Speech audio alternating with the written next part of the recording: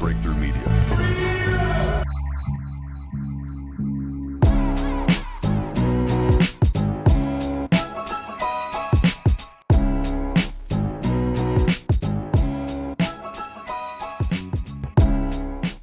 I'm gonna crunch 1400 years of Islamic history in 5 minutes and make it as exciting as I can possibly make it.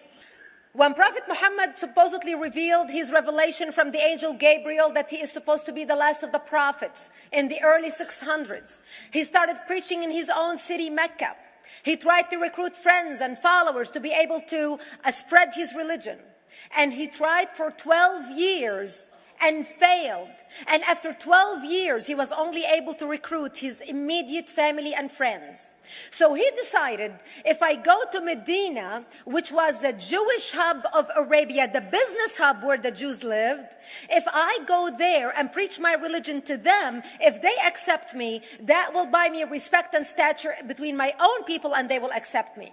So Prophet Muhammad started borrowing a lot from the Old Testament to make his religion more palpable to the Jews, to make it a lot similar. This is why you see a lot of similarities between Judaism and Islam. For example, Jews don't eat pigs, Muslims don't eat pigs. Jews pray a few times a day, Muslims pray a few times a day. Jews fast on Yom Kippur, Muslims fast on Ramadan. And this is why you started seeing a lot of good writing in the beginning of the Quran when Prophet Muhammad was saying all the good things about the people of the book. He took his message and went to Medina trying to recruit the Jews, talking about the people of the book, talking about how similar the two religions are.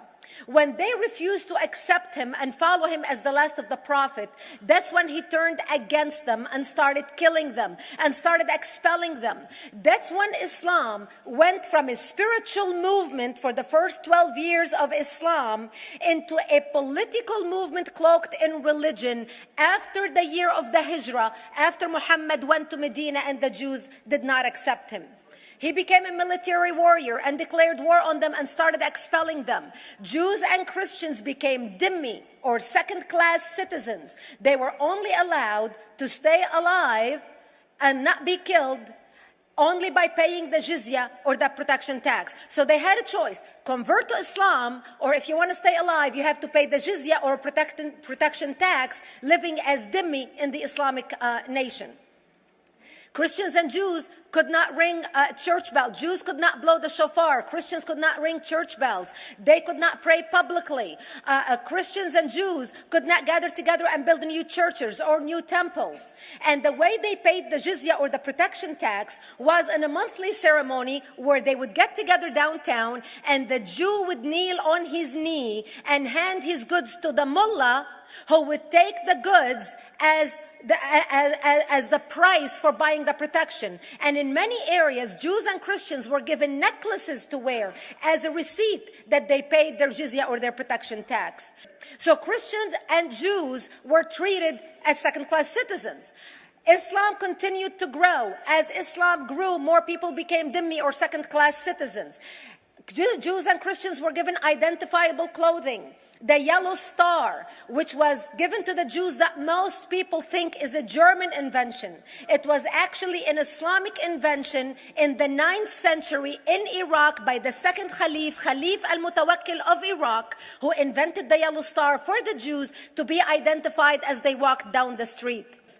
Islam continued to grow. They went all the way to Jerusalem. They conquered Jerusalem.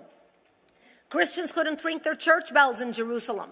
The Pope in Rome in 1090 told the Christians, how could you sit idly by and allow your brethren to suffer like this in the Holy Land? You need to go liberate the Christians. You need to go help the Christians.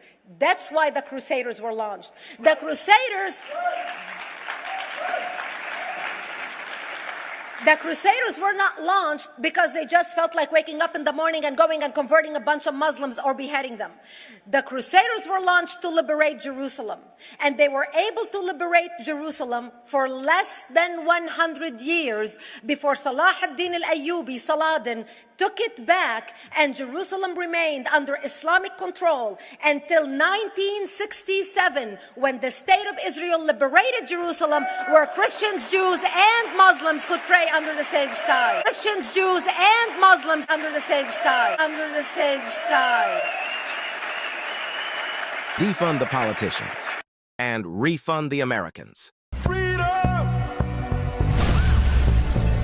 Breakthrough Media. Freedom! Hey Siri, what's the definition of post-truth? Post-truth means relating to or denoting circumstances in which objective facts are less influential in shaping public opinion than appeals to emotion and personal belief. That was easy. The Christian ideal has not been tried and found wanting. It has been found difficult and left untried.